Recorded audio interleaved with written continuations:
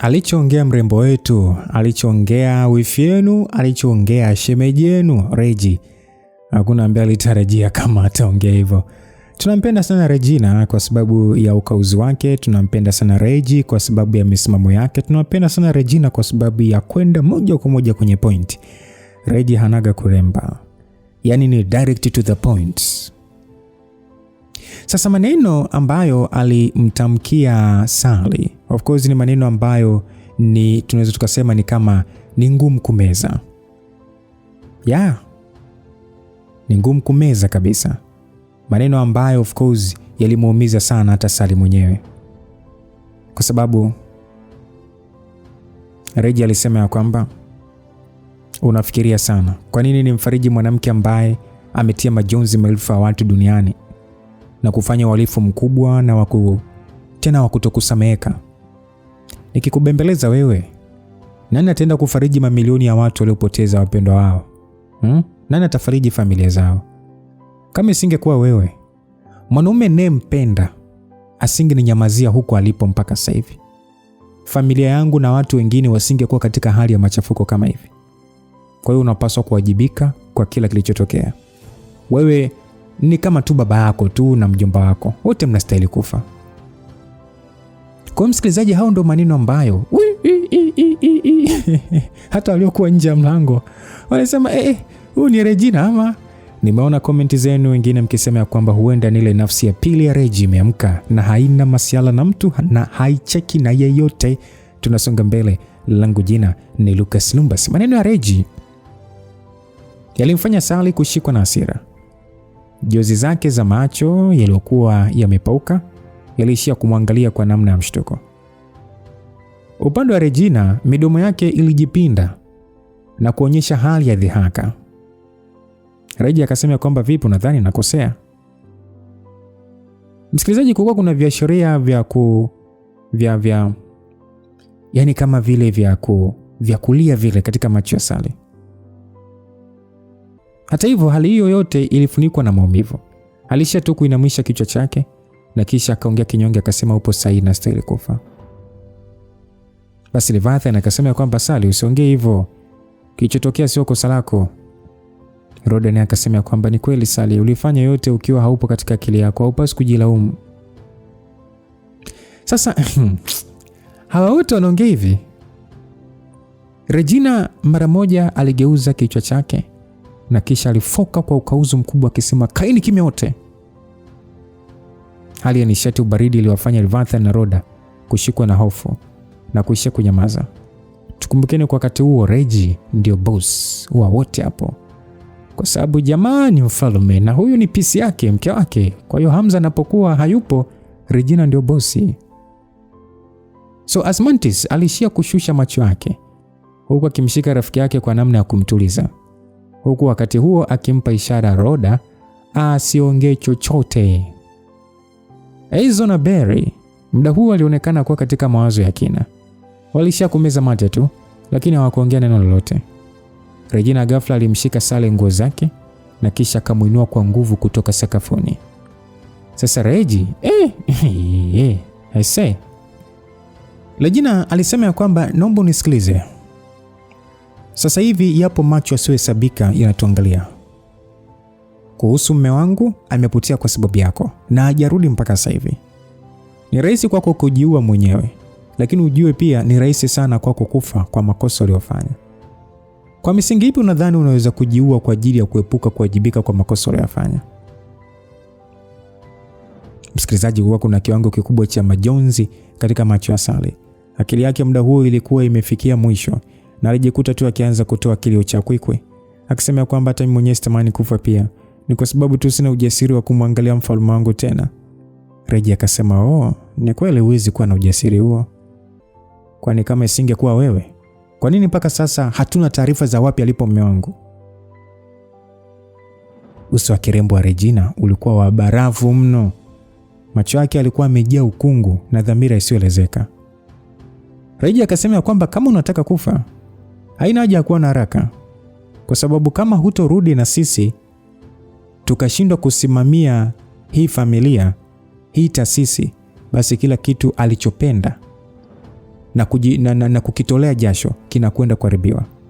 Hivyo elewa tu, kama ngome yake tukishindwa kuilinda, basi nitakuua mwenyewe, kwa sababu uwepo wako umeharibu mapenzi yangu na kila kitu kuhusu mimi.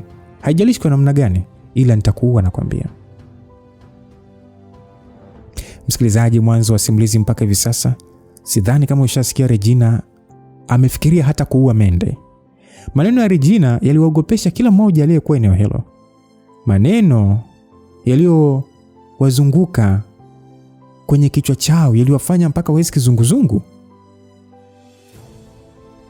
Kwa watu hao ilikuwa ni kama mara yao ya kwanza kumuona Regina. Kwa kuangalia mgongo wa mwanamke huyo tu, walijikuta wakijawa na hali ya heshima kwake. Sally alishia kumeza mate mengi na kisha kumwangalia Regina kwa majonzi. Regina akasema kwamba, "Vipi?" Sally akasema, "Unanichukia sana, si ndio?" Hata hivyo Regina hakuongea chochote. Alishia kumsukumiza Sally chini na kisha akageuka na kuondoka ndani ya chumba hicho. Kabla kutokomea nje, aliongea akasema kwamba, "Niko busy. Yapo mambo mengi yanayohitaji uwepo wetu.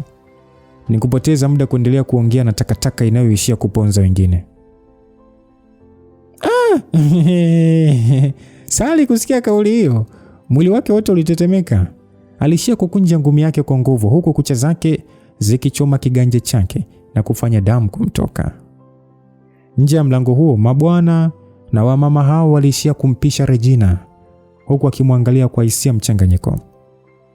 Ezo huku akivuta pumzi ndefu akasema kwamba, "Nadhani sasa hivi naelewa kwa nini ndiye mmiliki wa kisiwa cha bondeni na sio mtu mwingine."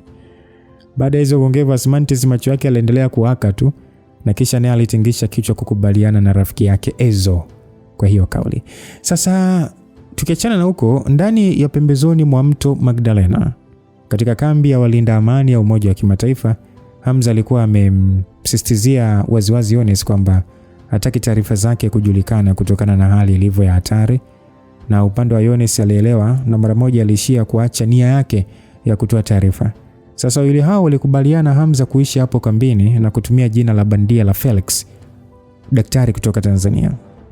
Sasa Hamza aliweza kukaa kambini hapo kwa kama siku 3 kamili, na katika muda huo aliweza kuelewa mazingira mbalimbali na operesheni za kambi hiyo.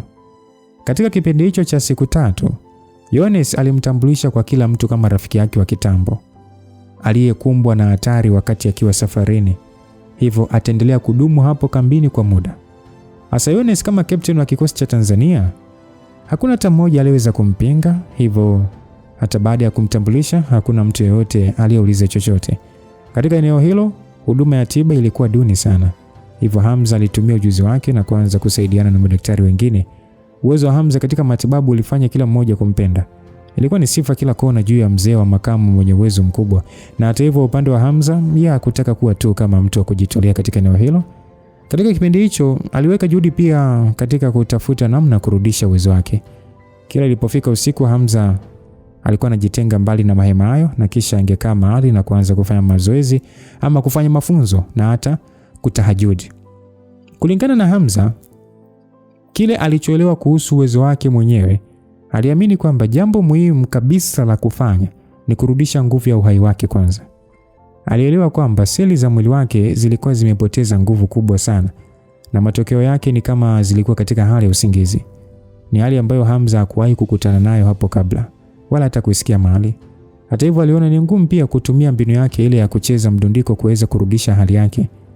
Alielewa pia kwamba kwa hali aliyokuwa nayo, kama akifanya mazoezi yanayohitaji nguvu, ataendelea kuchosha mwili zaidi, na matokeo yake anaweza kujitengenezea athari zaidi za kutokuweza kurudisha uwezo wake kwa urahisi.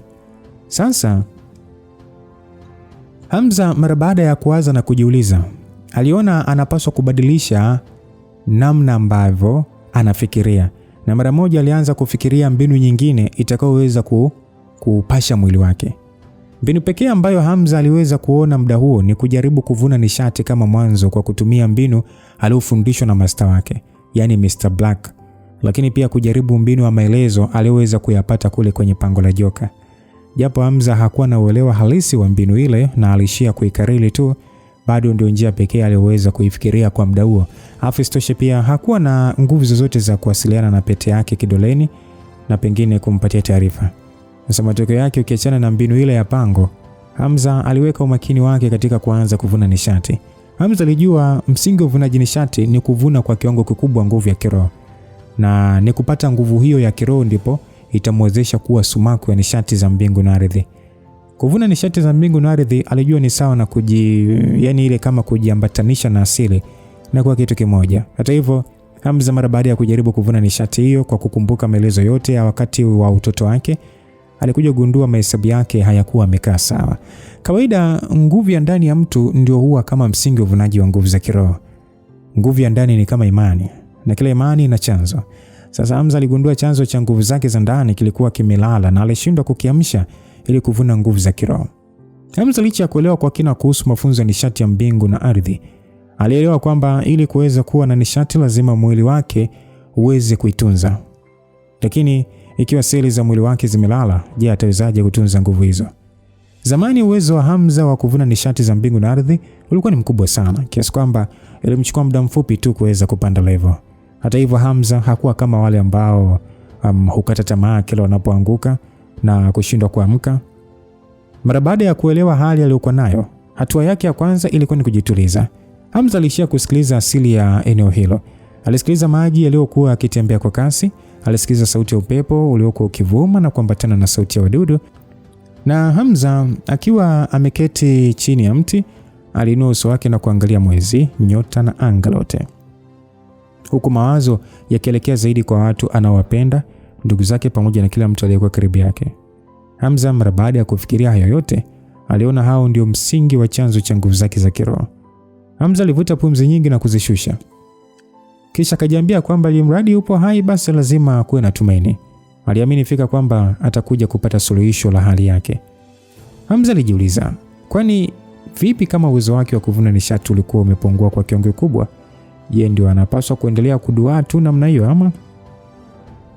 Akajiambia kwamba hapana, hata kama matokeo ni kidogo, anapaswa kuyakumbatia na kuyakusanya taratibu. Hivyo Hamza alirudi katika eneo lake la mazoezi na akaendelea kuvuna nishati za mbingu na ardhi. Hamza alijikuta kisi mtu kusogelea eneo hilo. Kutokana na eneo hilo kutawaliwa na majangiri na wauza madawa ya kulevya, alikuwa makini mno, hasa nyakati hizo za usiku. Basi Yones akasema kwamba nani mwingine anaweza kuwa zaidi yangu? Aliongea Yones alikuwa na muonekano wa mshangao huku akijitokeza. Muda huo wa usiku hakuwa amevaa kabisa uniform zake za kijeshi. Alikuwa amevalia shati jeupe la mikono mirefu na suruali ya jeans. Uzuri wake ulizidi kuonekana katika mavazi hayo. Hamza alishia kumwangalia mwanamke huyo na kisha akaanza kucheka. Hamza akasema, muda umeshaenda sana. Kwa nini bado hujalala? Yones akasema, kwa nini na wewe pia bado hujalala? Aliongea Yones huku akiketi chini kando ya Hamza. Sasa Yones akasema kwamba naona ukweli umekuwa mtu wa kawaida. Kama ingekuwa wewe wa mwanzo, nisingeweza kusogelea eneo hili mpaka kukaribia pasipo kujua uwepo wangu. Hamza alishia tu kuinua mabega yake na kisha akasema kwamba nitafanyaje sasa, afu isitoshe nashukuru kwa sababu hili swala limeokoa uhai wangu. Yones alishia kumwangalia mwanamume huyo kwa macho yaliyojaa hisia mchanganyiko bila kuongea neno. Muda usiku katika eneo hilo, upepo wake ulikuwa ni tulivu mno. Hali ya hewa chini ya mwanga wa mwezi kwenye msitu kama huo wakiwa peke yao ilikuwa ni ngumu sana kuelezeka. Hamza akasema kwamba Yones, unaonekana kuna kitu unataka kuongea. Aliongea Hamza mara baada ya kuona mwanamke huyo amenyamaza pasipo kuongea na kutambua ni kama kuna kitu anajaribu kuficha.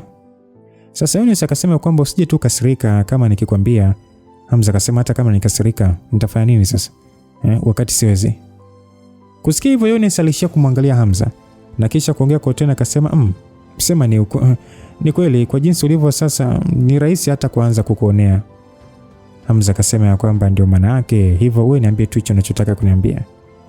Yones akasema mimi nakuhurumia ukiwa katika hali kama hii, lakini upande mwingine nafuraha pia. Hamza akasema unafuraha kwa nini sasa?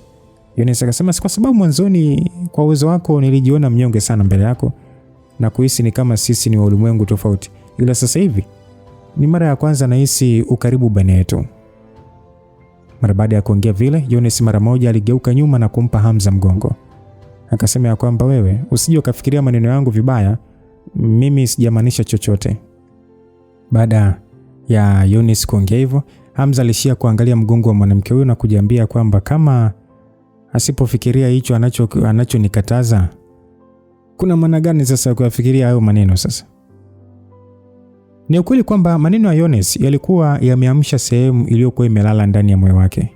Hamza alivuta pumzi nyingi na kisha aliona aongee jambo ambalo alikuwa akitaka kuongea kwa muda mrefu, lakini alikuwa amesahau tu kuongea. Hamza akasema kwamba ukweli nilikuwa nikikuwazia sana tokea uondoke. Mwili wa Yones uliishia kumsisimka tu, lakini hakuongea chochote. Hamza akaendelea kusema kwamba nijaribu kukuulizia mara kadhaa, lakini ugundua huna mpango wa kurudi. Hivyo nikaona ni heshima mzee yako. Yones ni hakuongea chochote, alishia tu kushikilia mabega yake na kuinamisha kichwa chake kwenye mapaja yake kama mtu anayehisi baridi. Sasa Hamza akasema kwamba sema kwa hali yangu nilionayo sasa, kuendelea kukaa kwangu hapa najichukulia kama mzigo tu. Kwa hiyo asante sana kwa kunisaidia, kwa kunipokea licha mabadiliko yangu. Basi muda huo Yones aligeuka mara moja na kuongea kwa hasira akasema kwamba Hamza, unamaanisha nini? Unanichukulia kama Yones wa namna gani yani? Kwamba kwa sababu umepoteza uwezo wako na kuwa mzee ndio kwamba ninaweza kusahau kila kitu kilichotokea nyuma? Hamza akasema Yones, usinielewe vibaya.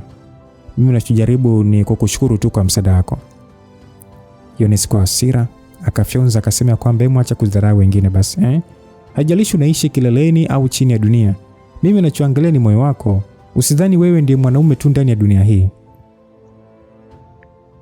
Upande wa Hamza alishia kutoa tabasamu la uchungu na kujiuliza imekuwaje tena akamkasirisha huyo mwanamke. Hata hivyo aligundua tabia ya Yones ukasirika haraka haikuwa imepotea. Mdau alidhani Yones aliongea hivyo kwa hasira na angeondoka, lakini badala yake alishia kuongea akasema kwamba hili eneo sio salama. Kuna nyoka wengi wanaozurura kando ya kambi yetu. Kwa hiyo unaweza kuendelea na mafunzo yako. Mimi nitaangalia usalama. Hamza kusikia hivyo moyo wake ulifarijika. Aligundua kumbe mwanamke huyo alikuwa na wasiwasi juu ya usalama wake. Ndio maana akatoka kumwangalia. Hamza kujisumbua kuongea neno la asante kwa sababu hilo ndilo neno pekee ambalo alikuwa nalo moyoni mwake. Kwake muda ulikuwa muhimu sana. Hivyo pasipo kuendelea kupoteza muda aliendelea na mafunzo. Kwa siku zingine zote zilizofuata, Hamza alisaidia kutibu watu waliokuwa na majeraha mbalimbali, na kila ilipoingia usiku angesogea mpaka chini ya mti na kuendelea kujifua, huku Yones akiwaza namna ya kuendelea kufanya uangalizi kwake. Kazi pia ilikuwa ni kubwa sana kwa sababu kulikuwa na vita kati ya madoni wawili wa madawa kulevya na kupelekea raia wengi kujeruhiwa. Hali hiyo ilimfanya Hamza kuwa busy mchana na usiku. Kila ambapo Yones alitoka na kikosi cha jeshi na washirika wengine wa kijeshi kwa ajili ya kuokoa watu, walirudi wakiwa wametapakaa damu. Hamza kwa kuona hali hiyo alimwonea huruma Yones kwa kipindi chote ambacho mwanamke huyo alivyokuwa mwenyewe. Ilikuwa ni kwa bahati kwamba Yones alikuwa amezingatia mafunzo aliyokuwa amempatia na kumfanya kuwa na mwili imara. Kwa siku hizo chache tu ni kama Hamza alishazoea maisha ya hapo.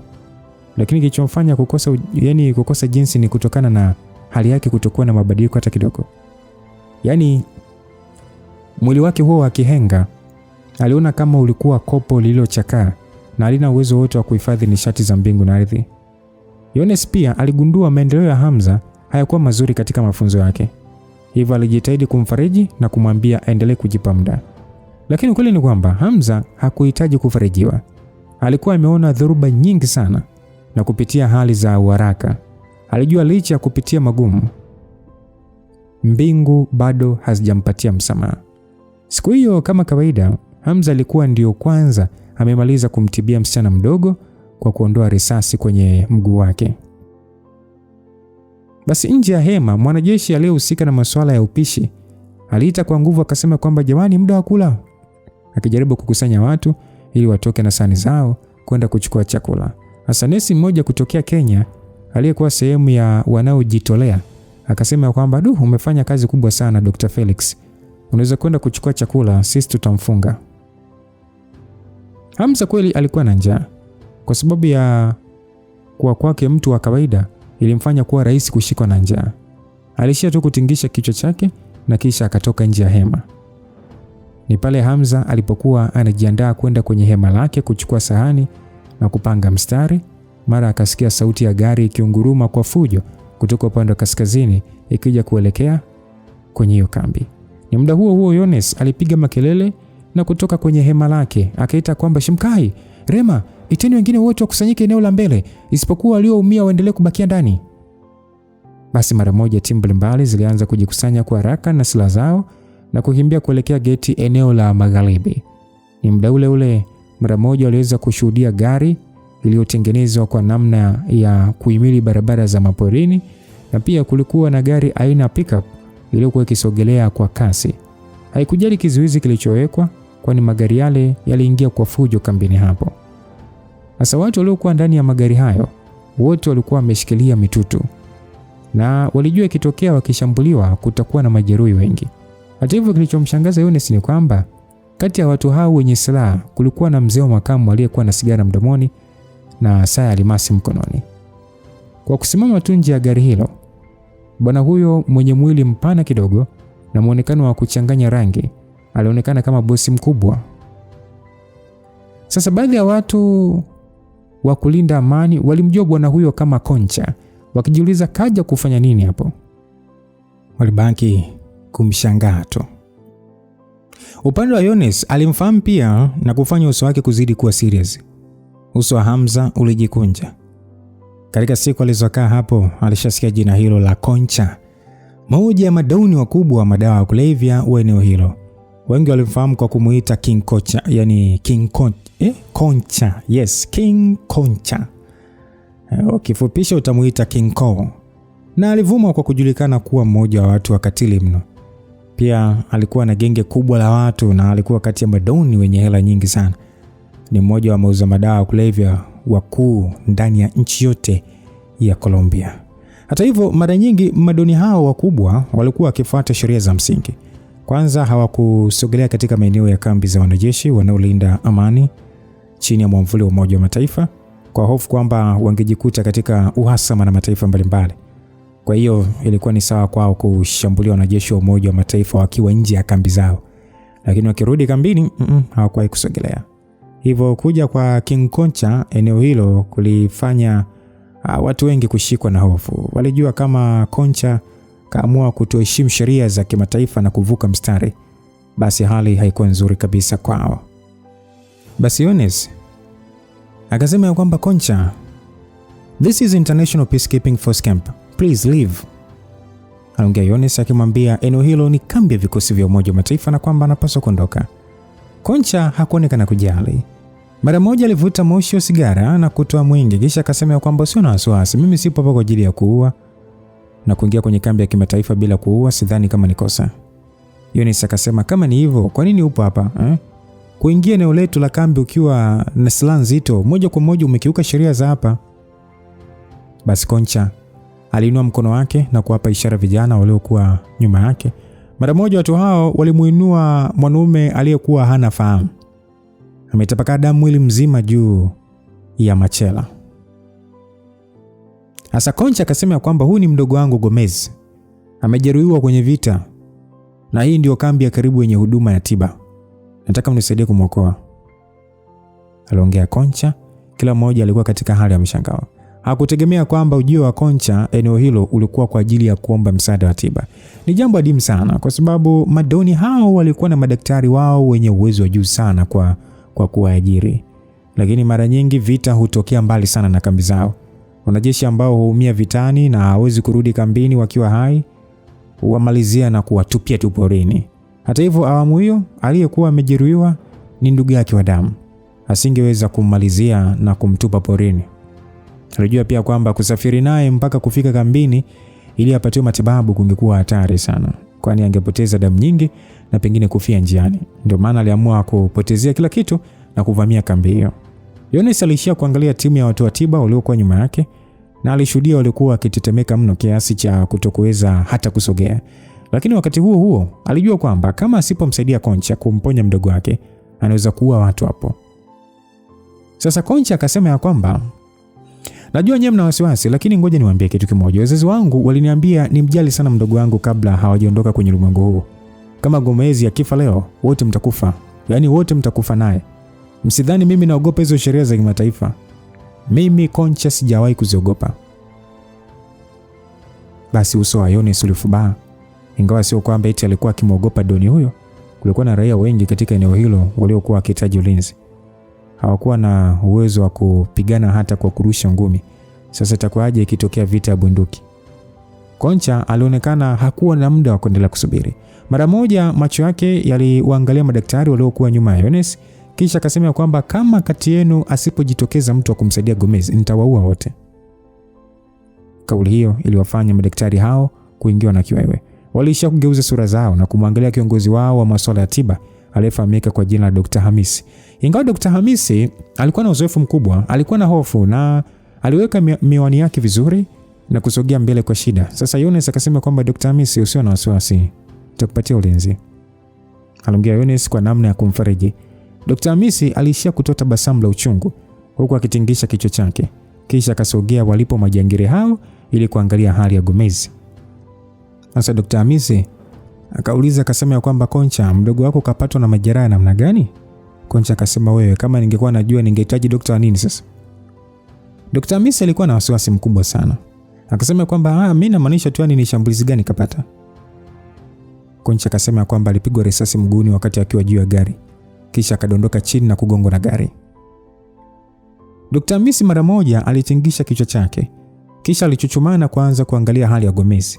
Haikuchukua muda, daktari huyo alikunja sura na akasema kwamba risasi iliyompata naona haijaribu mshipa wa damu, ila mapigo yake ya moyo yameshuka mno na kuna uwezekano amepoteza ufahamu kwa kupata cardiac tamponade. Aliongea Dr. Hamisi kwa Kiingereza na kumfanya Concha asielewe. Akauliza kwamba unamaanisha nini? Aliuliza kwa hasira. Daktari akasema kwamba anamaanisha moyo wake umepata majeraha na kusababisha damu kujaa kwenye mfuko wa moyo na kusababisha ushindwe kusukuma damu. Concha akasema, kaa kimya, sitaki kusikia maneno yako bwana. Niambie utafanya nini ili mdogo wangu amke. Aliongea Concha huko pale pale akichomoa bastola na kuikoki, akimnyoshia Dr. Hamisi. Muda huo Yones naye alishatoa yake na kumnyoshia Concha, akasema kwamba don't move, put the gun down. Aliongea hivyo. Ni muda huo watu wa Concha nao walichomoa bunduki zao na kunyoshia upande wa alipo Yones na wenzake. Sasa daktari akasema kwamba nadhani njia pekee ni kujua namna ya kuiondoa damu iliyojikusanya kwenye pericardia na ndipo ataweza kupumua. Concha akasema, haya, anza kufanya hivyo haraka. Usinianze kuniambia siji masuala ya pericardia hapa, mimi sielewi. Dr. Hamisi alikuwa na uzoefu mkubwa mno. Kwa kuangalia tu alishapata ni kama utambuzi wa mgonjwa, na mara moja alimwambia nesi amletee sindano. Mara baada ya kujisanitisha pale mikono yake kidogo, yani kujisanitize, pale pale alimchoma Gomez na sindano ile kwa kulenga moyo, akijaribu kunyonya damu au maji yaliyokuwa yamejikusanya kwenye mfuko wa moyo. Hata hivyo, mara baada ya kuanza kazi hiyo, ndani ya muda mfupi tu sura ya Dr. Hamisi ilijikunja huku jasho likimtoka kwa wingi sana. Kwa tabu sana akasema kwamba haiwezekani kuondoa damu iliyojikusanya kwenye mfuko wa moyo. Lazima kwanza kumpasua kifua ndipo tujue sababu zaidi. Concha akiwa amekunja sura akasema, kufungua kifua? Yaani unamaanisha kumfanyia upasuaji hapa?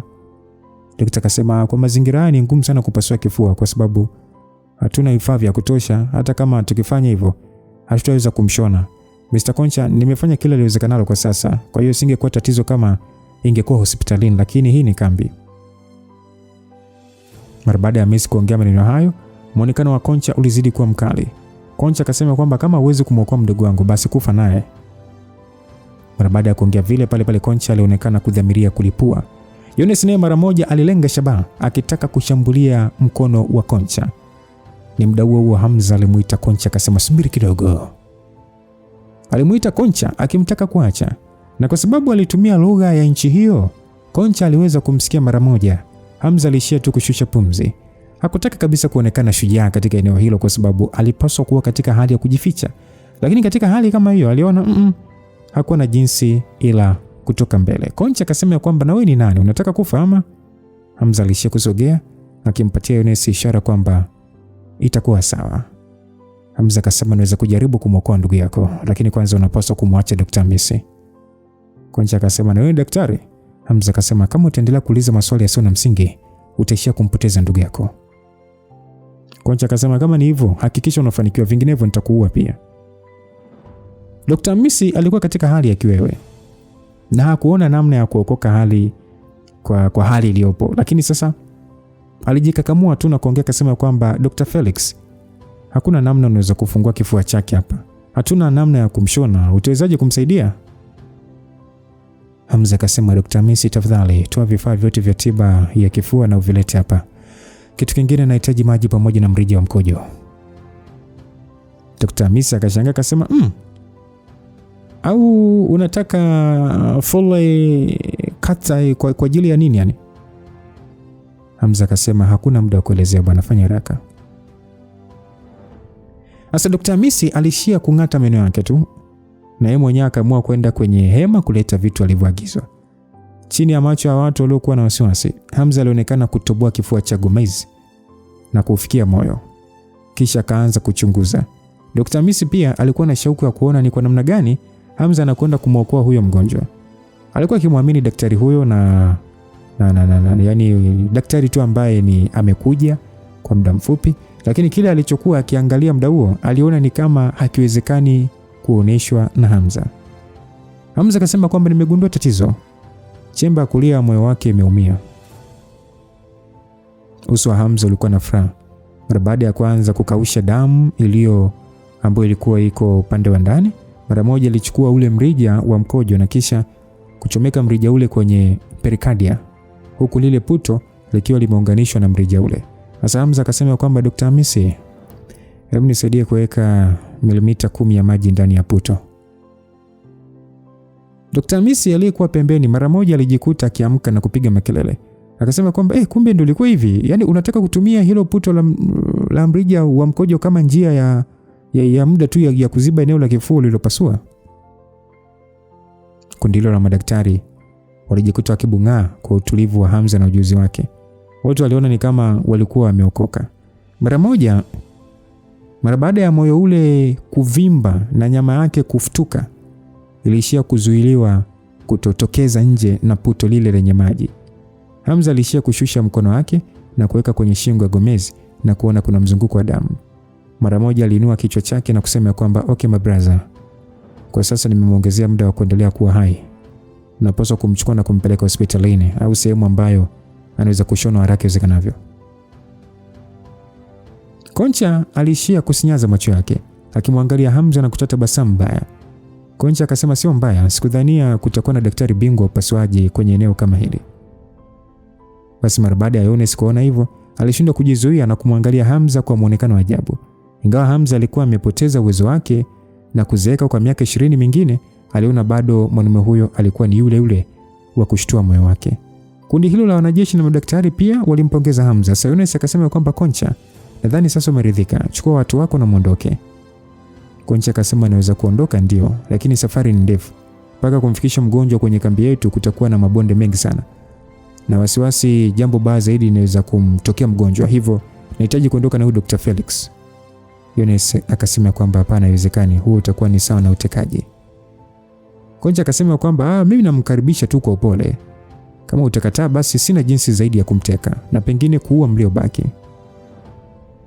Mara baada ya madaktari wengine kusikia hivyo, walishia kushikwa na hofu. Walijua Koncha hakuwa kitania kabisa. Hamza alishia tu kushusha pumzi na kisha akasema kwamba kama ni hivyo basi nitaondoka na wewe. Aliongea hivyo Hamza, Yones alijikuta akishindwa kujizuia na kushikwa na wasiwasi kuona Hamza amekubali. Kama ingekuwa Hamza wa zamani, asingekuwa na wasiwasi, lakini Hamza huyo wa muda huo, risasi moja tu ilitosha kukatisha uhai wake. Asa Koncha huku akicheka akasema kwamba asante sana daktari. Wala hata msio na wasiwasi, ilimradi tu mdogo wangu akipona kabisa, basi nitamwachia Dr. Felix. Yones akasema kama unataka kuondoka na Dr. Felix, basi na mimi nitaondoka naye. Aliongea Yones huku sasa aking'ata meno yake kwa nguvu. Wanajeshi wenzake wote walijikuta wakiita captain, akiwemo Shemkai na Rama. Walijikuta wakipiga kelele kwa mshangao na kutaka kumzuia, lakini Yones alishia kuwapungia mkono. Akasema kwamba Felix ametuokoa wote hapa. Siwezi kuona anahatarisha uhai wake peke yake. Shemkai, utachukua nafasi yangu kuanzia sasa mpaka nitakaporudi. Hamza alishia kumwangalia Yones kwa tabasamu lililokosa jinsi. Kisha akasema kwamba huna haja kuwa na wasiwasi Captain. Hawawezi kunifanya chochote kirahisi. Ingawa Hamza alishapoteza uwezo wake, likija swala la uzoefu wa kivita, alikuwa na mbinu nyingi sana za kujilinda, nyingi mno. Hata hivyo Yones alikuwa mbishi. Alisema kwamba mimi nishafanya maamuzi na hayabadiliki. Hamza kuona hivyo alijua kumzuia mwanamke huyu ni bure.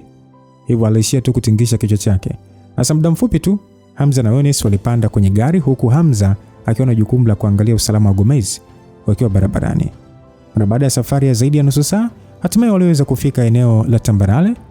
Hamza mara baada ya kuangalia eneo la nje aliweza kuona wafanyakazi wengi waliokuwa wakitengeneza madawa na kuyapakia. Ilikuwa ni kundi kubwa sana la wanawake na watoto waliokuwa mateka na kugeuzwa wafanyakazi. Kulikuwa hata na watu waliokuwa wameshika bunduki wakisimamia wafanyakazi hao, huku wengine wakienda mbali kuwapiga kwa mijeledi kuwahimiza kufanya kazi kwa bidii. Basi Yones akasema ya kwamba hawa washenzi ni makatili mno. Kama ningekuwa wewe mimi nisingethubutu kusaidia kumwokoa huyu mgonjwa wao.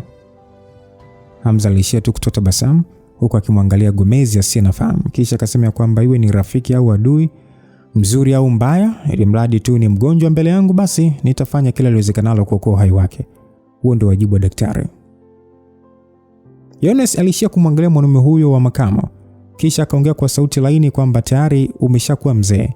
Kwa nini bado unaonekana kijana mtanashati Uwezo wako wa matibabu ni mkubwa mno, ila huwezi kujirudisha katika hali yako ya mwanzo. Yones aliongea hivyo ingawa aliongea kwa utani, lakini moyoni mwake alikuwa amevutiwa mno na Hamza.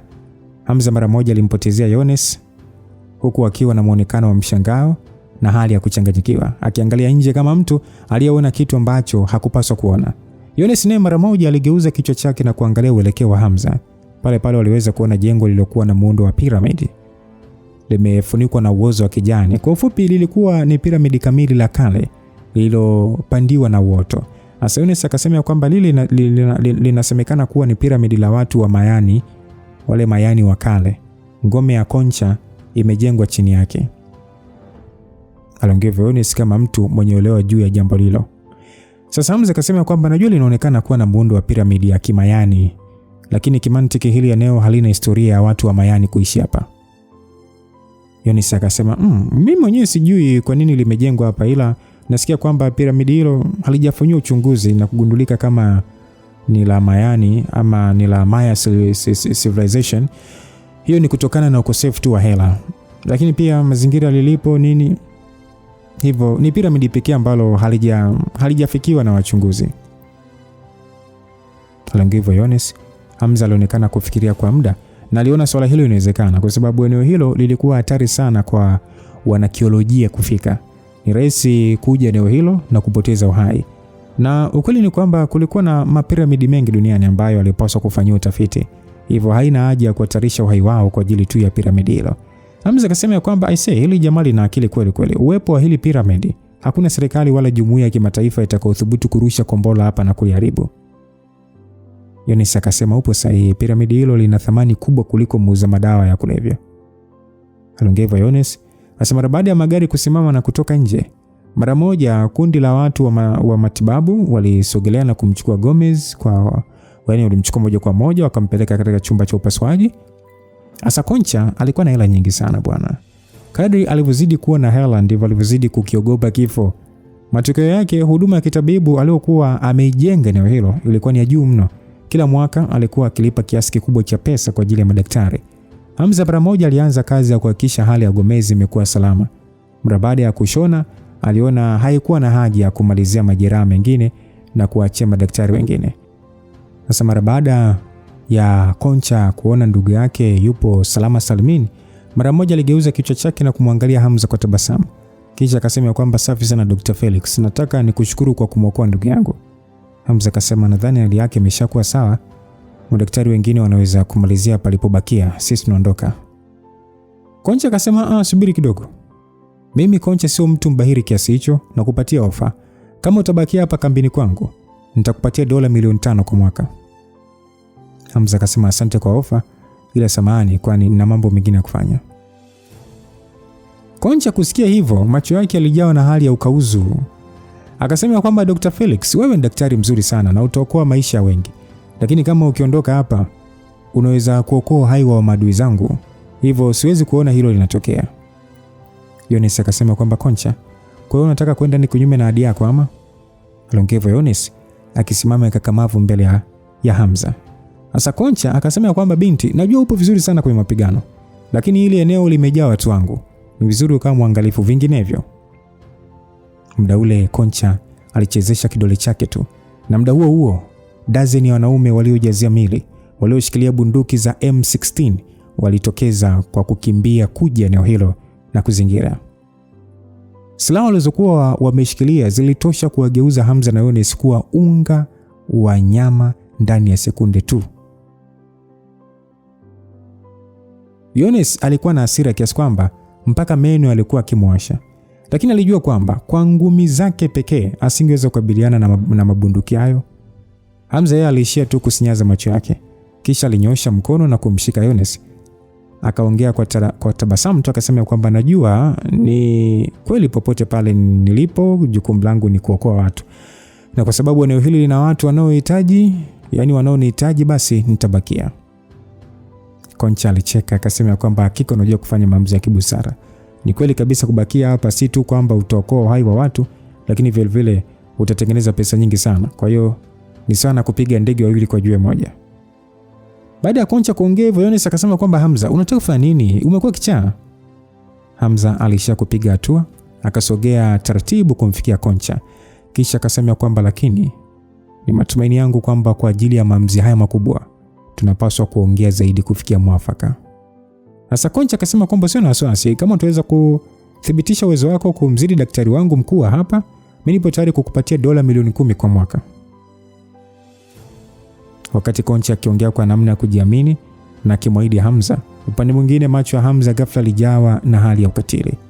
Mara baada ya Hamza kuwa karibu na Koncha tu, alifanya kitendo cha kushtukiza. Ghafla sana aliweza kuifikia bastola ya Koncha iliyokuwa kiunoni, na pale pale Hamza alimshika shingo Koncha na kumwelekezea ile bastola, kisha akasema kwamba msisogee, mkifanya chochote nitamuua bosi wenu.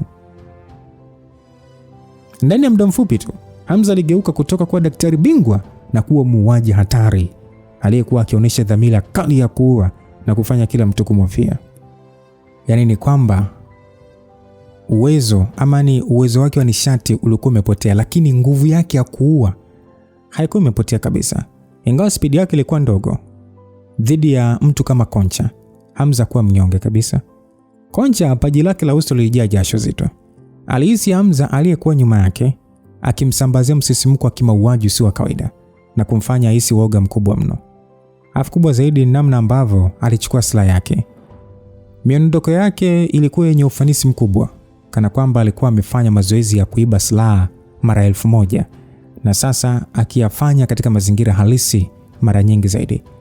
Mara baada ya kuona bosi wao ametekwa, walinzi hao walishindwa kujua ni kipi wanapaswa kufanya.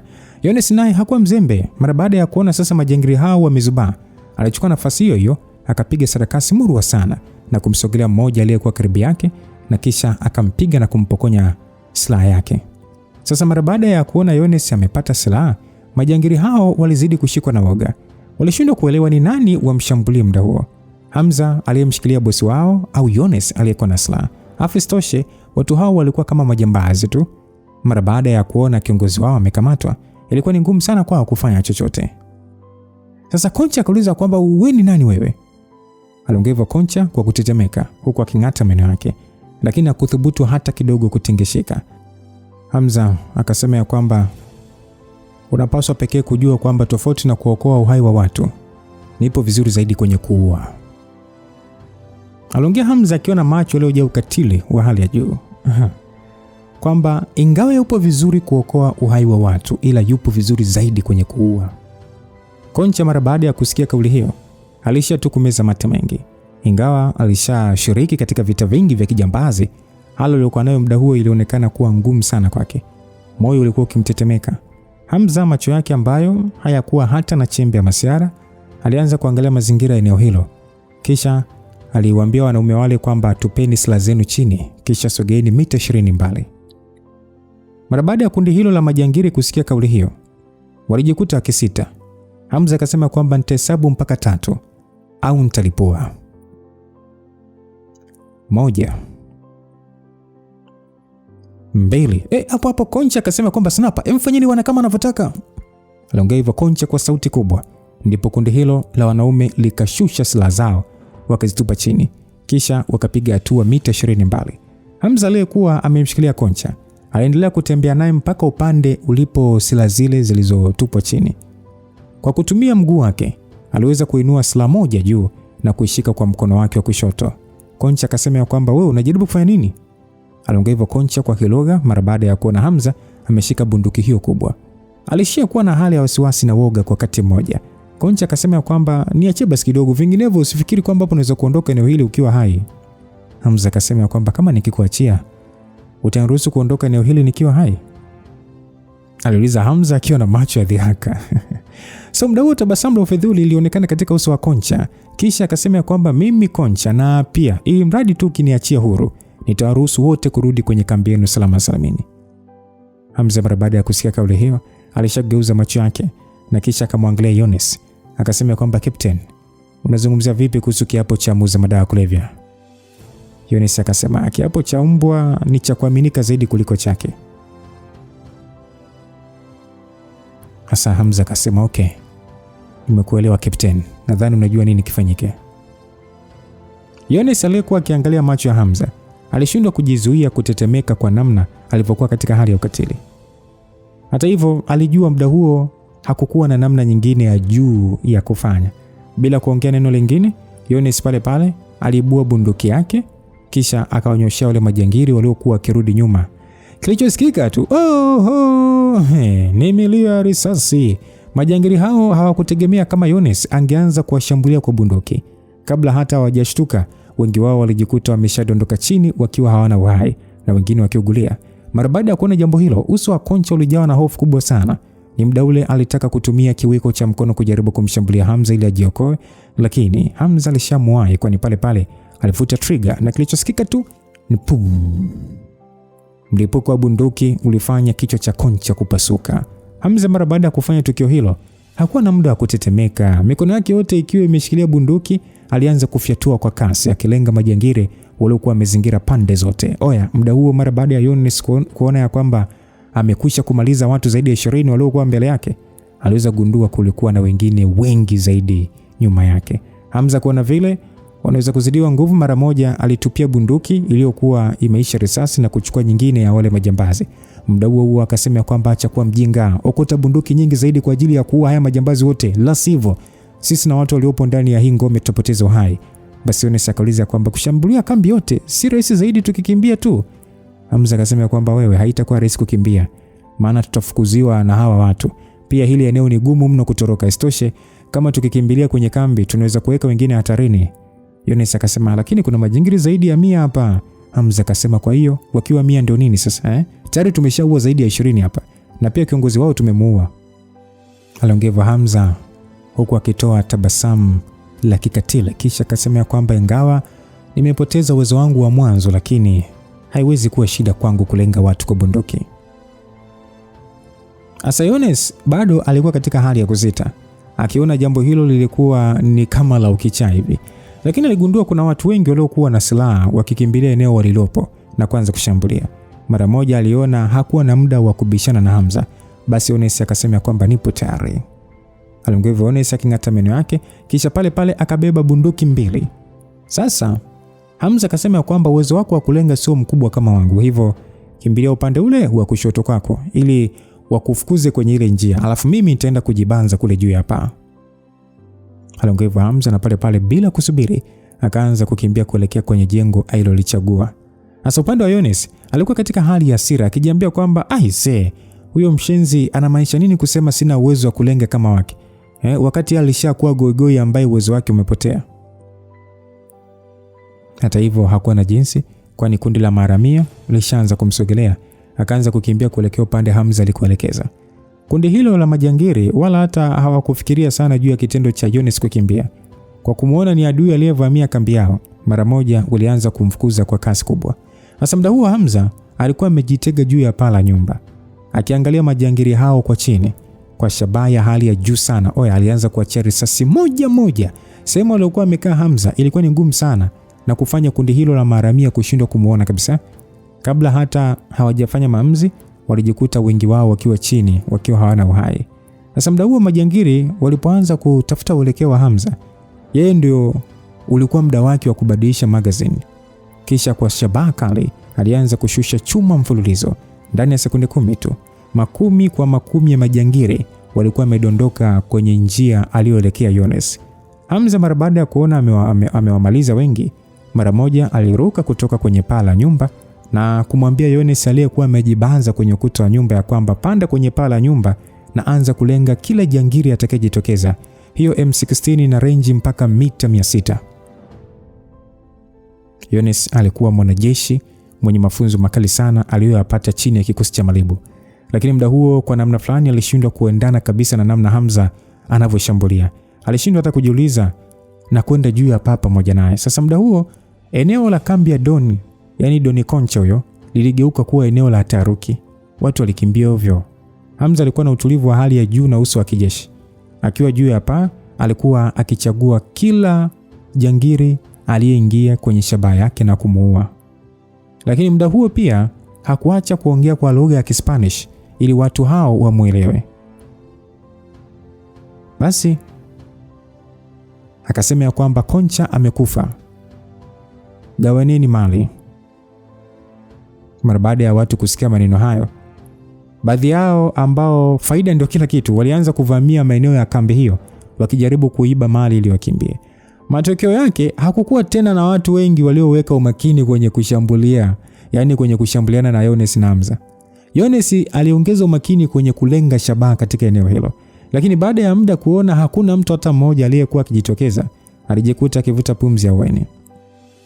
Mara baada ya kugeuza sura yake kumtafuta Hamza, aliweza kumuona bwana huyo tayari amechomoa sigara kutoka kwenye maiti ya jangiri na alikuwa katika harakati za kuiwasha. Yones kuona vile alijikuta akijawa na hasira, akajiuliza kwamba hivi huyu mtu anapata wapi muda wa kuvuta sigara kama huu? Hamza mara baada ya kuona Yones akimwangalia kwa hasira, alishia kutoa tabasamu la upole wa kihenga, kisha akasema ya kwamba ngoja tusubiri hali itulie kwanza. Baada ya hapo tutachukua gari lolote linalotembea na kuondoka hapa. Yones akasema ina maana hauhofii hii hali kabisa? Hamza akasema ni hali ndogo tu ya kawaida, hata huna haja ya kupaniki. Wewe fuata tu maelekezo yangu na kila kitu kitakuwa sawa. Yones alijikuta akipaliwa alivyotaka kuongea na alishia kumwangalia tu Hamza bila usemi wowote. Hata hivyo ilikuwa kweli kabisa. Kilichotokea hapo kwa Hamza lilikuwa ni swala dogo sana. Ni muda huo walipokuwa wamejibanza kwenye jengo, waliweza kushuhudia namna majangili walivyokuwa wakipigana kwa ajili ya kugombania mali. Wafanyakazi wengi mara baada ya kuona hali hiyo walijikuta wakianza kukimbia. Hamza alikuwa amekaa kwa kunyosha mguu mmoja na mwingine kuukarisha juu kwa starehe, tena akivuta sigara.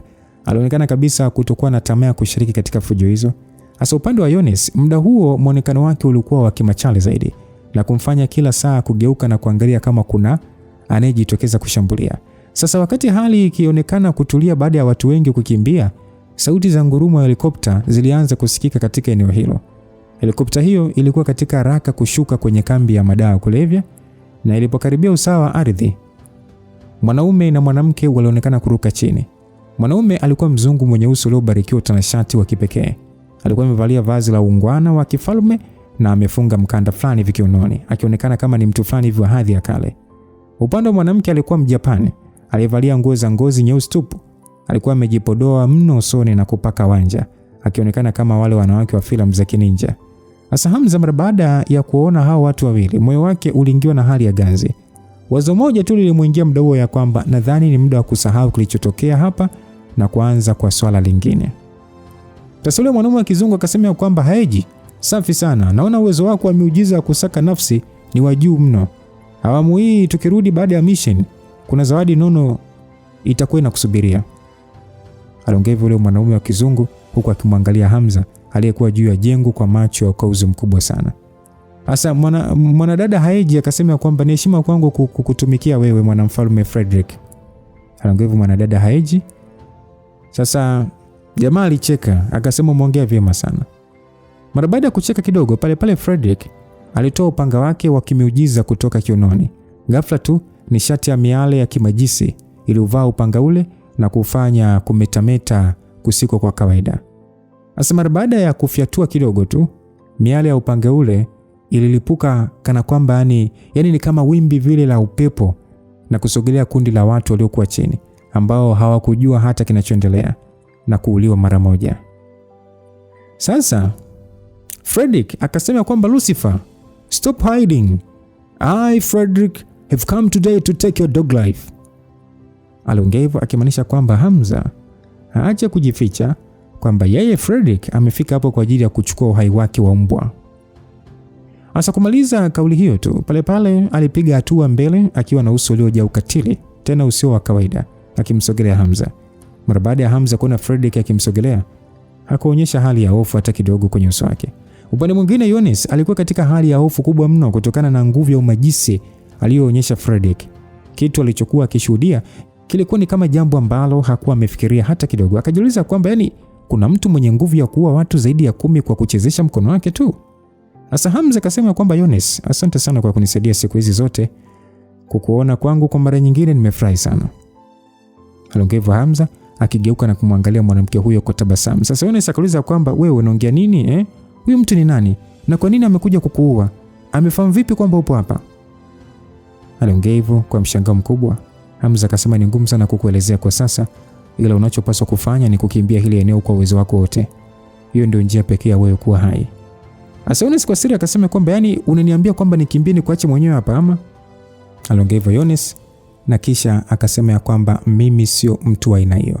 Hamza akasema kwamba najua wewe sio mtu wa aina hiyo, lakini huu sio muda wa kuweka hisia mbele, Kuliko wote tukifa hapa ni heri mmoja wetu akapona. Yones kusikia hivyo, macho yake alishia kujawa na wekundu mwingi. Mara moja alishikilia bunduki yake kwa nguvu na kusema kwamba kwa hiyo unamaanisha kwamba ni utabakia hapa kusubiri kifo chako, Jamani, huyu sio Hamza anayemjua mimi. Hebu niambie, si una njia kujisaidia, si ndio? Hamza alishia kumwangalia mwanamke huyo kwa macho ya ndani kabisa, midomo yake ikiwa katika mkao wa tabasamu la uchungu. Alijua yeye hakuwa Mungu, hivyo ni ngumu siku zote kupata njia kupona hata kama angehitaji vipi. Tena si mbele ya mtu kama Frederick na Haji ambao ujio wao ulionekana kutokuwa na masiara hata kidogo. Sasa wakati ule, mara baada ya kuamua kuruhusu mwili wake kutawaliwa na pepo lake, alishajiandaa kufa. Lakini nani sasa angejua kwamba hata baada ya kupona kwa kupoteza uwezo wake, mshenzi kama Frederick angemtafuta na kuchukulia swala hilo kama fursa ya kumaliza? Hamza, ukweli ni kwamba hakuwa tayari kukata tamaa. Hatua ya kwanza aliwazia ilikuwa ni kumfanya Yones akimbie eneo hilo na kuokoa maisha yake. Kuhusu namna ambavyo angekabiliana na Frederick bado hakuwa na uhakika kabisa. Hamza alishia kuvuta pumzi nyingi, kisha akamsogelea Yones na kumbusu mwanamke huyo kwenye paji la uso wake. Hamza akasema kwamba nenda mbali kabisa ni kadri uwezavyo. Adui huyu wa sasa sio mtu unayeweza hata kumfikiria. Kama nikibaki mwenyewe, ninaweza kuwa na nafasi ya kuishi. Sasa haikujalisha Yones alikuwa katika hali gani muda huo, wala hakujali mtazamo wake. Hamza mara baada ya kuona Yones amekubali na kuondoka, aliruka kutoka eneo alipo na kwenda chini akiwa na bunduki yake. Sasa muda huo eneo la kambi ya madawa ya kulevya lilikuwa limeharibiwa vibaya mno. Miti ilikuwa ikidondoka, manyani walipoteza uhai, damu na maiti za watu zilitapakaa kila mahali. Hapakuwa na mtu mwingine yoyote. Hamza akiwa na bunduki yake alipiga hatua kumsogelea Frederick. Sasa Frederick alijikuta akitoa kicheko kubwa sana, huku uso wake ukionekana kuzidi kujaa furaha. Frederick akasema kwamba Lucifer, ulikuwa na siku nzuri sana hivi karibuni. Imekwaje sasa umekuwa takataka namna hii? Hamza licha ya kukijaliwa, alijua hakuwa hata na uwezo wa kuzuia risasi kutoka kwa adui yake. Aliona muda huo ni busara zaidi kutumia hekima kuliko kupigana ana kwa ana. Sasa mpango wake wa kwanza ulikuwa ni kupoteza muda ili kumpa Yones nafasi ya kwenda mbali na kuokoka. Hamza akasema kwamba nilifanya nilichoweza kufanya, ila sikutegemea kama Haji angekusikiliza wewe na maagizo yako. Inaonekana nilikuchukulia poa. Aliongea Hamza akijaribu kumuingiza Frederick kwenye mazungumzo badala ya kushambulia. Sasa Frederick upande wake alishajua mpaka muda huo ushindi ni wake, hivyo hakujali kabisa mitego ya Hamza na alishatu kuongea akiwa na dhihaka usoni. Frederick akasema kwamba kwa mtu mmoja tu kama wewe, unadhani una hata haki ya kufikiria hadhi yangu, Nashinda kuelewa mwanadamu kama wewe unakuaje mshindani wangu, Ulikuwa na bahati tu kuwa na uwezo mkubwa wa mapigano, lakini ilikuwa ni bahati ya mara moja tu. Hebu jiangalie sasa hivi. Jiangalie sasa hali ulionayo. Ni hilo ulilostahili tangu mwanzo. Hamza muda huo alishia kumgeukia Haji aliyekuwa kimya muda wote, kisha akasema kwamba Auntie Haji, Angalau wewe ni mdogo wake master wangu. Kuna haja ya kwenda mbali namna hii? Haiji akasema kwamba wewe mshenzi, endelea kuniita shangazi uone kama sitokushambulia mimi mwenyewe mpaka nikuue. Sasa Fredrick mara baada ya kusikia hivyo, alishia kutoa kicheko cha ufidhuli. Kisha akasema kwamba Lucifer, ina maana bado huelewi tu eh? Watu wa Hidden Guards wameshakula kiapo cha kuwa chini ya utawala wa Victoria. Haiji ni mmoja wa watu waliopo chini yake. Hivyo hana sababu ya kutokumsikiliza Victoria. Afu isitoshe, mimi na Victoria ukaribu wetu ni mkubwa mno. Hivyo Victoria alimwambia Haiji kunisaidia kukutafuta ulipo kwa ajili ya kukumaliza. Mshenzi kama wewe unaendelea kumwaibisha, lazima ufe. Hamza alishia kusinyaza macho yake tu. Alielewa kwamba Haiji alikuwa mmoja wa watu wa Victoria, yani mama yake mzazi. Lakini bado alishindwa kuamini kwamba Haiji amefanya hayo yote kumsaidia Fredrick kwa sababu ni maagizo ya Victoria ambaye ni mama yake. Kwa uzoefu wake, aliona Fredrick alikuwa akijaribu kabisa kuongea maneno hayo ili kumkasirisha. Hata hivyo Hamza alikuwa katika maswali na kujiuliza kwamba imekuwaje Haiji akaamua kukiuka maamuzi ya Victoria na kumsaidia Fredrick. Sasa Fredrick akasema kwamba nini sasa? Ina maana hauamini maneno yangu ama? Aliongea Fredrick mara baada ya kuona kwamba Hamza hakuonekana kukasirika wala kuonyesha hali ya kutoridhika. Sasa Fredrick akasema kwamba unapaswa kujua uwepo wako ni aibu kwa Victoria na anatamani kuvunja viungo vyako ukiwa hai. Hamza kusikia hivyo, alishia kushusha pumzi nyingi kama mtu mwenye masikitiko. Kisha akasema kwamba kweli kama ananichukia kiasi hicho, kwa nini hajaja yeye mwenyewe kuniua? Fredrick akasema sasa kwa ugoigoi uliokuwa nao, unadhani Victoria anaweza kupoteza muda wake kwa ajili ya kukuua? Anaongea Fredrick huku akitoa macho makali. Wakati huo upanga uliokuwa mkononi mwake ulizidi kufunikwa na miale ya kimiujiza. Fredrick akasema kwamba nitavunja miguu yako kwanza. Basi mara baada ya kuona Fredrick anataka kushambulia, muda ule sauti za mlio wa bunduki zilisikika kutoka nyuma ya Hamza. Hata hivyo, kabla risasi zile hazijamfikia Fredrick, zilidhibitiwa na nguvu ya kiroho aliyokuwa nayo. Risasi zilionekana kuganda hewani, zikining'inia bila kusogea. Alikuwa ni Yones aliyekuwa akilipua risasi hizo. Muda huo alikuwa na ule muonekano wa mtu anayesema kama ni kufa, acha tufe wote. Bwana we. Fredrick mara baada ya kuona jambo hilo alishindwa kujizuia, akatoa kicheko kikubwa cha uovu. Kisha akasema kwamba Lucifer, yaani hata kwa hali ulionayo bado tu kuna mwanamke ambaye yupo tayari kufa na wewe? Hakika kwa hali hii nakukubali. Yones akasema kwamba hebu acha majigambo yako. Hamza ni jenerali wa jeshi, ukimgusa tu ni sawa na kutangaza vita na nchi yetu. Aliongea Yones ambaye alionekana kutokuwa na hofu kabisa. Sasa Fredrick alicheka akasema takataka kama hii inawezaje kuwa jenerali wa jeshi? Basi aliongea Fredrick huku akitoa tabasamu la ufedhuli. Akasema kwamba nilikuwa nikitaka kumtesa Lucifer taratibu kabla sijamuua, ila inaonekana nikikutesa wewe mwanamke wake itakuwa vizuri zaidi. Mara baada ya kuongea vile, Fredrick alinyosha mkono wake kama vile anausumuka hivi, na zile risasi zote zilizokuwa zimeganda hewani kama wadudu hivi zilifyatuka na kumrudia Yones. Sasa Hamza alijua Fredrick alikuwa akitaka kucheza naye ili kumtesa. Hivyo mara moja alimsukuma Yones ili kuzuia risasi hizo. Hata hivyo yeye mwenyewe alishindwa kukwepa, kwani mkono wake pale pale ulipigwa. Hamza alijikuta akisaga meno yake kwa nguvu, huku damu nyingi ikimtoka mkononi. Haikuwa kama zamani ambapo angeweza kupona kwa kuumia tu. Asa Yones alifubaka akasema kwamba kwa sawa. Ilikuwa ni mara yake ya kwanza kuona shambulizi la namna hiyo. Afu mpuzi aliambiwa akimbie, lakini anyway, Hamza alishia tu kutingisha kichwa chake kumwashiria yuko sawa. Hata hivyo, ingawa lilikuwa ni jeraha dogo tu, swali lilikuwa nini kinapaswa kufanyika baada ya hapo. Asa Fredrick alionekana kutokuwa kabisa na nia ya kuwapa nafasi watu hawa wawili kupumua, kwani pale alinyoosha silaha yake ya kishetani. Kisha akasema kwamba wewe mrembo, unataka nikukate mkono wako wa kulia kwanza au wa kushoto, au nianze na mguu? Yones alishia tu kung'ata meno yake, lakini hakuweza kutoa jibu. Haraka sana alijaribu kubadilisha magazini ya bunduki yake ili kumshambulia Fredrick kwa mara nyingine. Hata hivyo, kabla hata hajashika silaha yake vizuri, Fredrick alishafyatua silaha yake. Hamza mara moja alimvuta Yones na kumweka mbali, akamwambia kwamba kuwa makini. Na matokeo yake, pigo la kimajusi tu la silaha ile lilipita katikati yao na kutengeneza shimo kubwa nyuma yao. Yones akiwa katika hali ya kupaniki, pale alinua bunduki yake na kuanza kufyatua risasi kwenda kwa Fredrick. Risasi hizo zilitoa milio, lakini kama ilivyokuwa mwanzo ziliishia kuganda hewani na kushindwa kabisa kumfikia Fredrick. Sasa mara baada ya kuona adui anaye kabiliana naye hakuwa mtu wa kawaida wa kudili naye kwa njia alizozijua, Jonas alijikuta akiwa katika hali ya ukata tamaa. Sasa Fredrick akasema kwamba mwanamke mjinga sana wewe. Nitakukata vipande vipande na kumfanya Lucifer viangalie. Hasa muda ule wakati Fredrick akitaka kufyatua tena silaha yake kwa mara nyingine, alijikuta akikunja sura. Muonekano wake ukabadilika na silaha ile badala sasa ya kuelekezwa kwa Jonas, aligeuza na kuifyatua upande wa pembeni yake. Muda huo kile alichoweza kuona kilikuwa mzimu wa maskeleton uliotokea kusikojulikana ukimsogelea Fredrick kwa kasi. Hata hivyo silaha ile iliweza kusambaratisha skeleton huyo mara moja. Fredrick akasema kwamba Haeji, unathubutu vipi kunishambulia kwa kificho? Aliongea Fredrick huku uso wake ukibadilika. Muda huo katika hali isiyoelezeka, Haeji alionekana akiweka sigara mdomoni na kuiwasha huku akiwa na muonekano wa kinyonge sana. Haeji akasema kwamba kwa namna yote ile tulipaswa kugombana muda wote. Kwa nini shindwe kufanya sasa? Fredrick akasema, unamaanisha nini wewe? Kwa hiyo sasa unataka kuasi ama? Kwa nguvu ulizonazo utawezaje kufanya hivyo?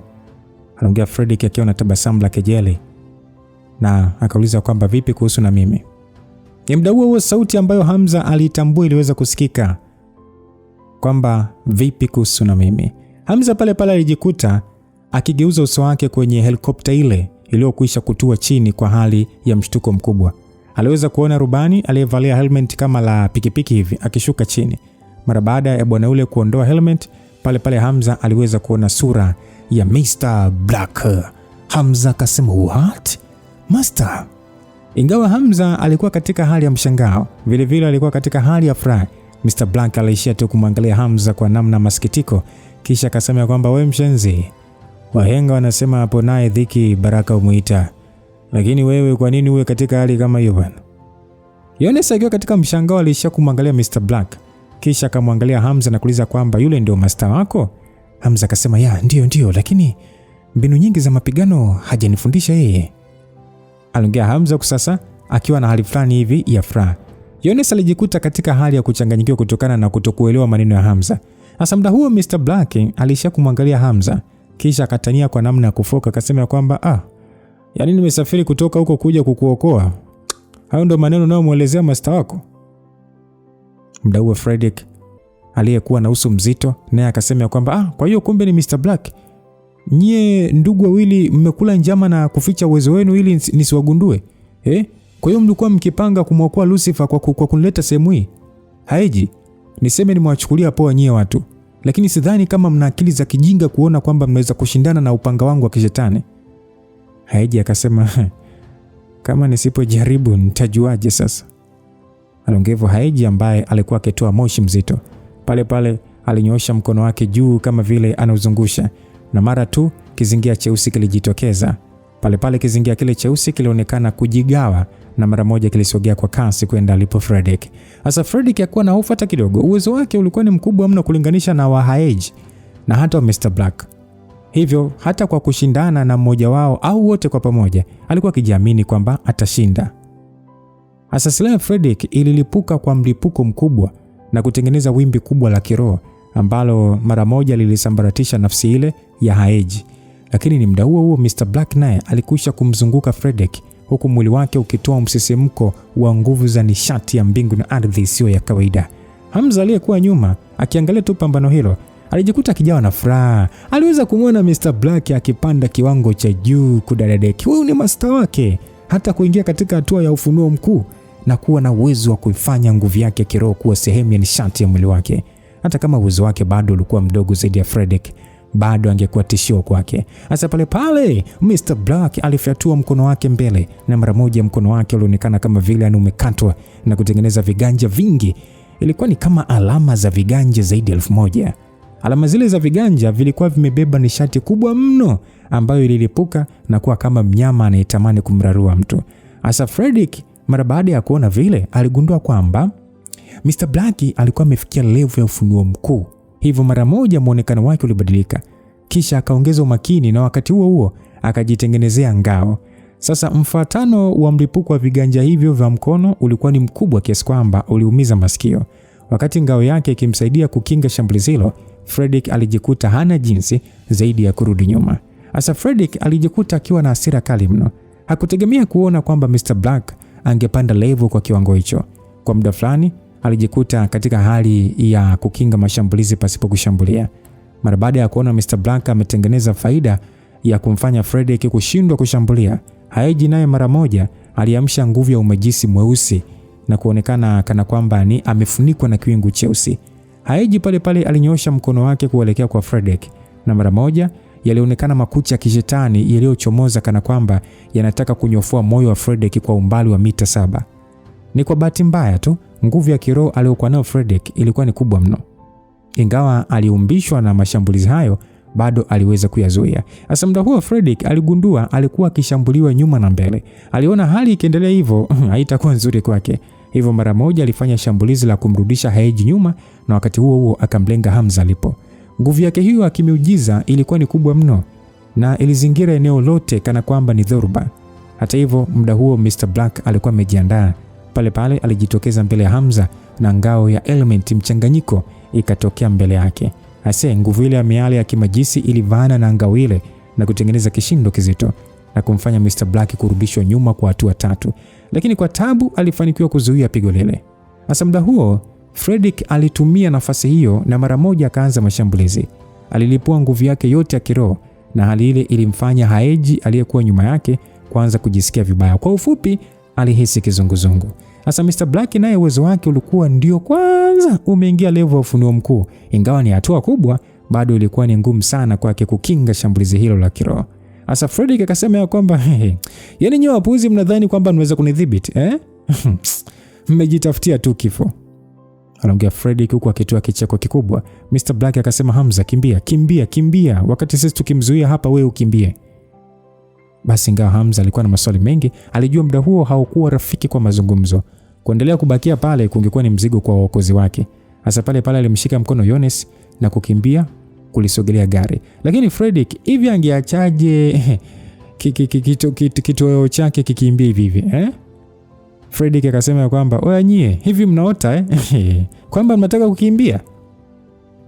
Ni muda ule ule Fredrick alituma wimbi la nguvu ya kimajisi na moja kwa moja likavaana kwa zaidi ya mita 10 na gari ambalo Hamza na Yones walikuwa wakilikimbilia na kulilipua vipande vipande.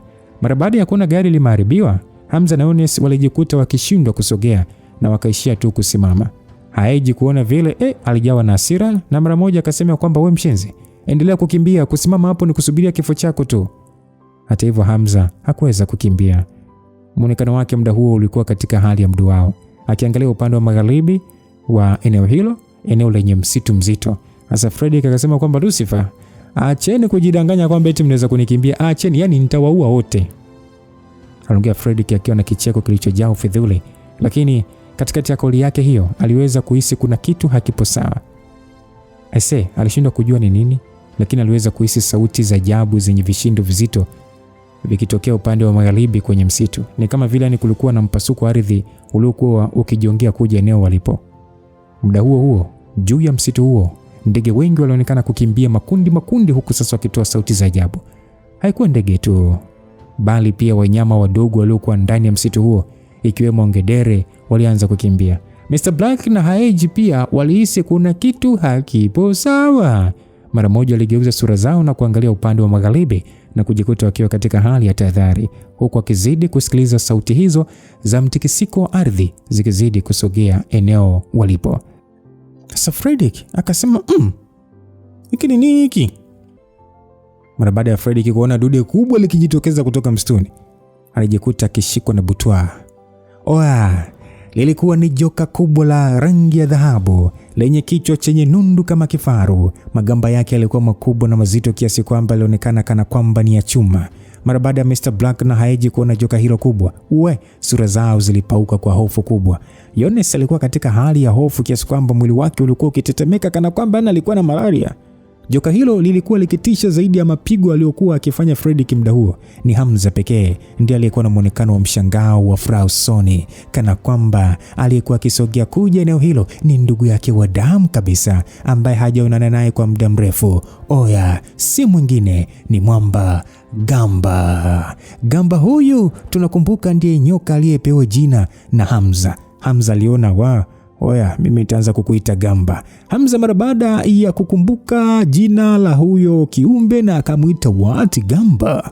Aliita kwa nguvu. Joka lile lilifyatua ulimi wake mkubwa kama matawi ya mti, kana kwamba lilikuwa na furaha kubwa kumwona tena Hamza. Tena Hamza kutoa sauti yake na kumuita Gamba. Wow, Yones, Mr. Black na Haji wote walimwangalia Hamza kwa mshangao mkubwa mara baada ya kutamka neno hilo kwamba Gamba. Sasa wote wakauliza kwa pamoja, wewe umeliitaje? Lakini muda huo Hamza hakuwa katika hali ya kuelezea. Moyo wake ulikuwa kidunda kama ngoma. Alikumbuka mara ya kwanza kukutana na joka hilo lilipomshambulia kwa sababu ya kutaka urithi wa damu yake uliokuwa umeamka. Kipindi kile alitumia nguvu yake ya kusudi kuweza kuliadabisha joka hilo, lakini sasa muda huo hakuwa na uwezo wowote. Hivyo alijiuliza, isije ikawa limejitokeza eneo hilo kwa sababu limejua ameshakuwa dhaifu na kuona ni muda sahihi wa kunywa damu yake. Nini kitaendelea? Tukutane sehemu inayofuata msikilizaji, sehemu ambayo ni tam sana. Muda wote ulikuwa na Lucas Lumbas. God be with you till we meet again. Bye bye.